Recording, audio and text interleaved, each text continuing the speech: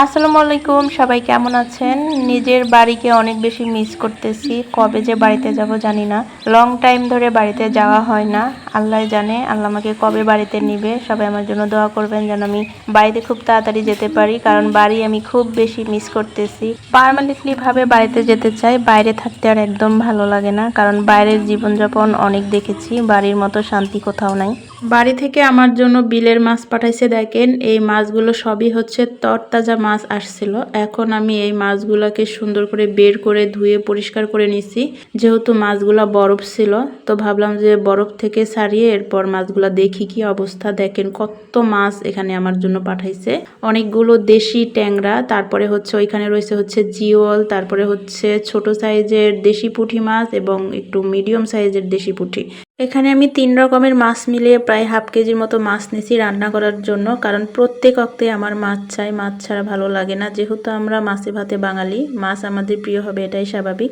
বেগুন আলু দিয়ে ট্যাংরা মাছ রান্না করব, জিওল মাছ ঝোল করবো, আর দেশি পুঁটি মাছ একদম ক্রিস্পি করে ভাজবো। তাহলে গরম ভাত দিয়ে খেতে অনেক মজা লাগবে। প্রত্যেক অক্তে মাছ খেতে আমার খুব ভালো লাগে। মাংস না হলেও চলবে, কিন্তু একদিন যদি মাছের তরকারি না খাই মনে হয় যে কি যেন খাই নাই। ভাত খেয়েও কিন্তু পেট ভরে না আমার।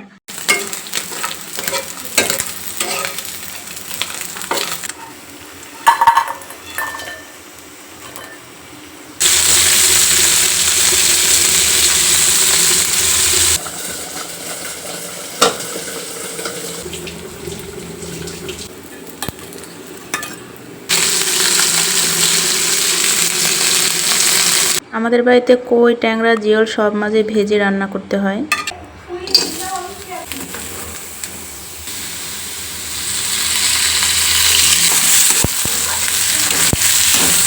3 রকমের মাছ ভাজা শেষ। এক মাছ দিয়ে আমি ভাত খাবো, আর বাকি 2টা দিয়ে এখন তরকারি রান্না করব।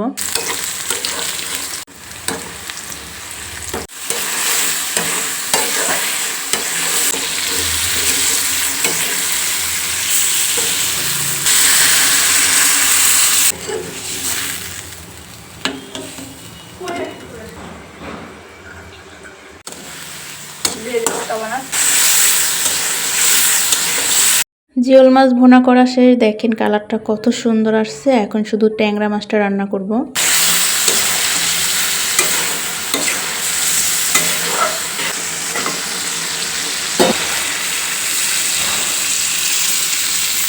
ঝোল দিয়ে দিলাম কষানোর পর, এখন রান্না করে নিব। মাশাআল্লাহ, দেখেন তরকারির কালার কত সুন্দর আসছে। সব রকমের তরকারি কিন্তু কালার মাশাআল্লাহ অনেক সুন্দর আসছে। যদিও একটু তেল বেশি দিয়ে দিয়েছি, কিন্তু খেতে অনেক মজা হয়েছিল মাশাআল্লাহ। আর দেশি পুঁটি মাছের তো কোনো তুলনাই হয় না। আজকের রান্না বাড়া দেশি মাছ দিয়ে আজকের রান্নার আয়োজন কেমন হলো অবশ্যই কমেন্ট করে জানাবেন। সবাই ভালো থাকবেন, সুস্থ থাকবেন। আল্লাহ হাফেজ।